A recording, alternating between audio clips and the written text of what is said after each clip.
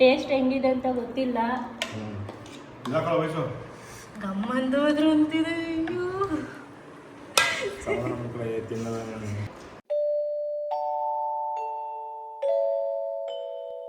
ಏನು ಯಾರೂ ಇಲ್ಲ, ಸುಮ್ಮನೆ ವಿಡಿಯೋ ಆನ್ ಮಾಡ್ತಿದಾರಲ್ಲ ಅಂತ ಅನ್ಕೊಳಕ್ ಹೋಗ್ಬಿಡಿ. ಅಲ್ಲಿ ಮಲಗಿರೋದು ನಾನೇ. ಈ ವಿಡಿಯೋ ನಾನು ಶೂಟ್ ಮಾಡ್ತಾ ಇರೋದು ಭಾನುವಾರ.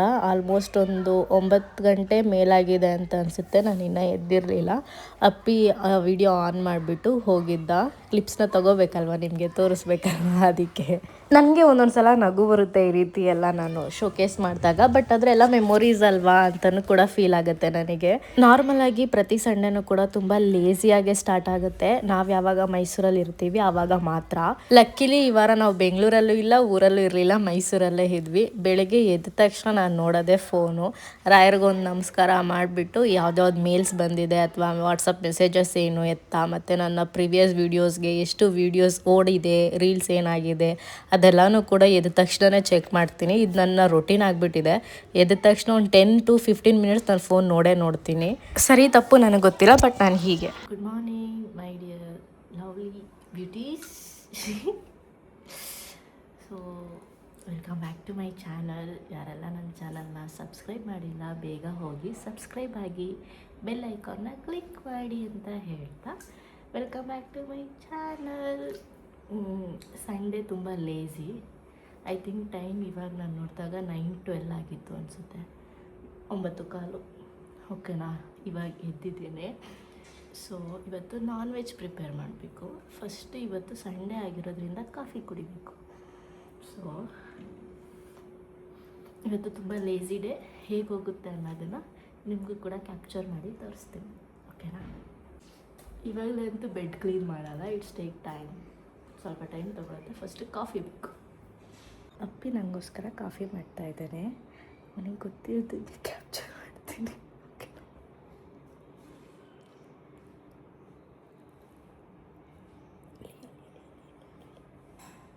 ನಾನು ನಾನ್ ವೆಜ್ ಮಾಡಿಕೊಡ್ತೀನಿ ಅಂತ ಹೇಳಿದೆ, ಅದಕ್ಕೆ ಸರಿ ನಾನು ಕಾಫಿ ಮಾಡಿಕೊಡ್ತೀನಿ ಅಂತ. ಬಟ್ ನಾನ್ ವೆಜ್ ಮಾಡೋಕ್ಕೂ ಅವ್ನು ನನಗೆ ಹೆಲ್ಪ್ ಮಾಡಬೇಕು, ಬಿಕಾಸ್ ನಾನು ಅದೆಲ್ಲ ಕ್ಲೀನ್ ಮಾಡಲ್ಲ ನೋಡಿ. ಅದಕ್ಕೆ ಇದವ್ರಿಗೆ ಗೊತ್ತಿಲ್ಲ ಕ್ಯಾಪ್ಚರ್ ಮಾಡ್ತಾ ಇರೋದು. ಸೊ ಅವನೇನಾದರೂ ವೀಡಿಯೋ ನೋಡಿದಾಗ ಗೊತ್ತಾಗುತ್ತೆ. ನೋ ದೃಷ್ಟಿ ಪ್ಲೀಸ್. ಪ್ರತಿದಿನ ಅವನ ಕೆಲೆ ಕಾಫಿ ಮಾಡಿಸ್ತೀನಿ ಅಂತೆಲ್ಲ ಅನ್ಕೊಳಕ್ಕೆ ಹೋಗಬೇಡಿ. ಸಂಡೇ ಅವನೇ ಕಾಫಿ ಮಾಡಿ ಕೊಡ್ತಾನೆ. ಮೈಸೂರು ಮನೇಲಿದ್ದಾಗ ಮಾತ್ರ, ಬೇರೆ ಕಡೆ ಹೋದಾಗೆಲ್ಲ ಆಗಲ್ಲ. ಅದೆಲ್ಲ ನೆಮ್ಮದಿಯಾಗಿ ಕುತ್ಕೊಂಡು ಕಾಫಿ ಕುಡಿದು ಬೆಡ್ಶೀಟ್ ಎಲ್ಲನೂ ಕೂಡ ಮಡಚಿ ಎಲ್ಲನೂ ನೀಟ್ ಮಾಡಿ, ಅದಾದಮೇಲೆ ನಾನು ಕೈಕಾಲು ತೊಳ್ಕೊಂಡು ಅಡುಗೆ ಮನೆ ಕಡೆಗೆ ಹೋಗ್ತೀನಿ. ಮುಖ ತೊಳ್ಕೊಂಡು ಸ್ನಾನ ಮಾಡ್ಕೊಂಡು ಅಡುಗೆ ಮನೆಗೆ ಹೋಗ್ತೀನಿ. ಈ ಥರ ಸುಳ್ಳೆಲ್ಲ ನಾನು ಹೇಳಲ್ಲ. ನಾನು ಅದ್ಯಾವುದು ಮಾಡೋದು ಇಲ್ಲ. ಕೈಕಾಲು ತೊಳ್ಕೊಂಡು ಹೋಗ್ತೀನಿ ಅಷ್ಟೇ. ಏನೋಪ್ಪ ಗೊತ್ತಿಲ್ಲ, ಇವತ್ತು ಮಟನ್ ತಂದಿರಲಿಲ್ಲ, ಬರೀ ಚಿಕನ್ನೇ ತಂದಿದ್ದ. ಚಿಕನ್ ಸಾಂಬಾರು ಮತ್ತು ಚಿಕನ್ ಗ್ರೇವಿ 2 ಮಾಡು ಅಂತ ಹೇಳಿದ್ದ. ಓಕೆ ಅಂದ್ಬಿಟ್ಟು ಅವನಿಗೆ ಅರಿಶಿನ ಹಾಕ್ಬಿಟ್ಟು ನೀಟಾಗಿ ವಾಶ್ ಮಾಡಿಕೊಡು ಅಂತ ಕೇಳಿದ್ದೆ. ಸೊ ಅವ್ನು ನೀಟಾಗಿ ಅದೆಲ್ಲನೂ ಕೂಡ ಕ್ಲೀನ್ ಮಾಡಿ ಅವ್ನಿಗೆ ಯಾವ ಸೈಜಲ್ಲಿ ಬೇಕೋ ಆ ಸೈಜಲ್ಲಿ ಕಟ್ ಮಾಡ್ತಾನೆ. ಅದೆಲ್ಲ ನಾನು ಮಾಡೋದಕ್ಕೆ ಹೋಗಲ್ಲ. ಬಾಣಲಿ ಇಡ್ತಾ ಇದ್ದೀವಿ ಅಂತಂದ್ರೇ ಗೊತ್ತಾಗ್ಬಿಡುತ್ತೆ ಫಸ್ಟ್ ಮಾಡ್ತಾ ಇರೋದು ಗ್ರೇವಿ ಅಂತ. ಫಸ್ಟ್ ನಾವಿಲ್ಲಿ ಮಸಾಲೆಗೆ ಪ್ರಿಪೇರ್ ಮಾಡ್ಕೋತಾ ಇದ್ದೀವಿ ಪುಡಿನ. ಮಸಾಲೆ ಐಟಮ್ ಎಲ್ಲಾನು ಕೂಡ ಹಾಕ್ಬಿಟ್ಟು ಅದಕ್ಕೆ ಸೋಂಪು, ಧನಿಯಾಕಾಳು, 1 ಸ್ಪೂನ್ ಜೀರಿಗೆ, ಮೆಣಸು, 5 ಕೆಂಪು ಮೆಣಸಿನ್ಕಾಯಿ, 2ರಿಂದ 3 ಬಾಡಿಗೆ ಮೆಣಸಿನ್ಕಾಯಿ, 1/4 ಸ್ಪೂನ್ ಮೆಂತ್ಯ, 1 ಸ್ಪೂನ್ ಗಸಗಸೆ ಹಾಕಿ ಚೆನ್ನಾಗಿ ರೋಸ್ಟ್ ಮಾಡ್ಕೋತಾ ಇದ್ದೀನಿ. ಅದು ಸ್ಮೆಲ್ ಒಂಥರ ಗಮ್ ಅಂತ ಬರ್ತಾ ಇರುತ್ತೆ. ಚೆನ್ನಾಗಿ ರೋಸ್ಟ್ ಮಾಡಿ ಆರಿಸಿದ್ಮೇಲೆ ಪುಡಿ ಮಾಡಿ ಎತ್ತಿಟ್ಕೊಳ್ಳಿ. ಅದೇ ಒಂದು ಕಡೆಗೆ ನಿಮ್ಗೆ ಎಷ್ಟು ಬೇಕೋ ಅಷ್ಟು ಆಯಿಲ್ ಹಾಕ್ಬಿಟ್ಟು ಮೀಡಿಯಂ ಸೈಜ್ 1 ಈರುಳ್ಳಿನ ಉದ್ದುದ್ದಕ್ಕೂ ಕಟ್ ಮಾಡಿ ಹಾಕ್ತಾ ಇದ್ದೀನಿ. ಅದ್ರ ಜೊತೆಗೆ ಕರಿಬೇವು ಸೊಪ್ಪು, ಹಸಿರು ಮೆಣಸಿನ್ಕಾಯಿ ಇದಿಷ್ಟನ್ನು ಹಾಕ್ಬಿಟ್ಟು ನೆಕ್ಸ್ಟ್ ಅದನ್ನು ಬಾಡಿಸ್ಕೊತಾ ಇದ್ದೀನಿ ಸ್ವಲ್ಪ. ಅದಾದಮೇಲೆ ನಾನು ಸ್ವಲ್ಪ ಕ್ಯಾಪ್ಸಿಕಮ್ನ ಕಟ್ ಮಾಡ್ಕೊಂಡು ಹಾಕ್ತಾ ಇದ್ದೀನಿ. ಫ್ರೈಗೆ ತುಂಬ ಚೆನ್ನಾಗಿ ಟೇಸ್ಟಿಯಾಗಿರುತ್ತೆ ಅಂತ ಅಂದ್ಬಿಟ್ಟು 1 ಸ್ಪೂನ್ ಶುಂಠಿ ಬೆಳ್ಳುಳ್ಳಿ ಪೇಸ್ಟ್ ಹಾಕ್ತಾ ಇದ್ದೀನಿ. ನಾವು ಮಸಾಲೆಗೆ ಯಾವುದೇ ರೀತಿ ಶುಂಠಿ ಬೆಳ್ಳುಳ್ಳಿ ಯೂಸ್ ಮಾಡಿಲ್ಲ. ಸೊ ನಾವು ಇಲ್ಲಿ ಶುಂಠಿ ಬೆಳ್ಳುಳ್ಳಿ ಪೇಸ್ಟ್ನ ಹಾಕೋತಾ ಇದ್ದೀವಿ. ಎಲ್ಲನೂ ಕೂಡ ಚೆನ್ನಾಗಿ ಮಿಕ್ಸ್ ಆಗಬೇಕು. ಆ ಪೇಸ್ಟ್ದು ಸ್ಮೆಲ್ಲು, ಹಸಿ ವಾಸನೆ ಎಲ್ಲನೂ ಹೋಗಿ ನೀಟಾಗಿ ಒಂದೊಳ್ಳೆ ಘಮ ಫೀಲ್ ಕೊಡಬೇಕು. ಅದಾದಮೇಲೆ ನೀವೇನು ಅರಿಶಿನ ಹಾಕಿ ವಾಶ್ ಮಾಡಿ ಇಟ್ಕೊಂಡಿರ್ತೀರ ಚಿಕನನ್ನು ಹಾಕ್ಬಿಟ್ಟು ಚೆನ್ನಾಗಿ ಅದನ್ನು ಮಿಕ್ಸ್ ಮಾಡ್ಕೊಳ್ಳಿ. ಚಿಕನ್ ನೀರು ಬಿಟ್ಕೊಳ್ಳೋವರೆಗೂ ನೀವು ನೆಕ್ಸ್ಟ್ ಸ್ಟೆಪ್ಗೆ ಮೂವ್ ಆಗಲೇಬಾರ್ದು. ಸೊ ನಿಮಗೆ ರುಚಿಗೆ ಎಷ್ಟು ಬೇಕೋ ಅಷ್ಟನ್ನು ಉಪ್ಪು ಹಾಕ್ಬಿಟ್ಟು, ಕಲ್ಲುಪ್ಪು ಹಾಕಿ ಚೆನ್ನಾಗಿರುತ್ತೆ. ಸೊ ಕಲ್ಲುಪ್ಪು ಹಾಕ್ಬಿಟ್ಟು ಅದನ್ನು ಕೂಡ ನೀಟಾಗಿ ಮಿಕ್ಸ್ ಮಾಡಿ ಎಲ್ಲ ಕಡೆಗೂ ಚಿಕನ್ಗೆ ಅದು ಹರಡ್ಕೋಬೇಕಲ್ವ. ಸೊ ಮಿಕ್ಸ್ ಮಾಡಿಬಿಟ್ಟು ಒಂದು ಪ್ಲೇಟ್ನ ಮುಚ್ಚಿ ಒಂದು 10ರಿಂದ 15 ನಿಮಿಷದ ಕಾಲ ಅದನ್ನು ಹಾಗೆ ಲೋ ಫ್ಲೇಮಲ್ಲಿ ಮೀಡಿಯಮ್ ಫ್ಲೇಮಲ್ಲೇ ಕುಕ್ ಆಗೋದಕ್ಕೆ ಬಿಡಿ. ನಾನು ನಾನ್ ವೆಜ್ ತಿನ್ನಲ್ಲ ಅಂತಂದ್ರೂ ಅಡುಗೆ ಮಾಡೋದಕ್ಕೆ ತುಂಬ ಇಷ್ಟಪಟ್ಟೆ ಮಾಡ್ತೀನಿ. ಸೊ ನೀವು ಒಂದು 10-15 ನಿಮಿಷ ಆದಮೇಲೆ ಈ ರೀತಿ ನೀರು ಚೆನ್ನಾಗಿ ಬಿಟ್ಕೊಂಡಿರುತ್ತೆ. ಅದಾದಮೇಲೆ ನೀವು ಏನು ಮಸಾಲೆನ ರುಬ್ಕೊಂಡಿದ್ದೀರಲ್ಲ ಎಲ್ಲನೂ ಅದನ್ನು ನೀವು ಇವಾಗ ಯೂಸ್ ಮಾಡಬೇಕು. ಸೊ ಆ ಮಸಾಲೆನ ಹಾಕ್ಬಿಟ್ಟು ಚೆನ್ನಾಗಿ ಬಾಡಿಸ್ಬೇಕು. ಆ ಮಸಾಲೆ ಕಂಪ್ಲೀಟಾಗಿ ಚಿಕನ್ಗೆ ಹೊಂದ್ಕೋಬೇಕು. ನಿಮ್ಗೆ ಗೊತ್ತಾಗ್ಬಿಡುತ್ತೆ ಆ ಸ್ಮೆಲ್ಲಲ್ಲೇ ಅದು ಬೇಯ್ತಾ ಇದೆಯಾ ಅಥವಾ ಹಸಿ ವಾಸನೆ ಹಾಗೆ ಇದೆಯಾ, ಪ್ರತಿಯೊಂದು ಕೂಡ ಅಡುಗೆ ಮಾಡುವಾಗಲೇ ನಮಗೆ ಗೊತ್ತಾಗ್ಬಿಡುತ್ತೆ. ನಾನ್ ವೆಜ್ಜೇ ಮುಟ್ತಾ ಇರಲಿಲ್ಲ ಒಂದು ಟೈಮಲ್ಲಿ, ಬಟ್ ಇವಾಗ ನಾನು ಎಲ್ಲ ಥರ ಅಡುಗೆನೂ ಮಾಡ್ತೀನಿ ಎಕ್ಸೆಪ್ಟ್ ಫಿಶ್ ಬಿಟ್ಟು.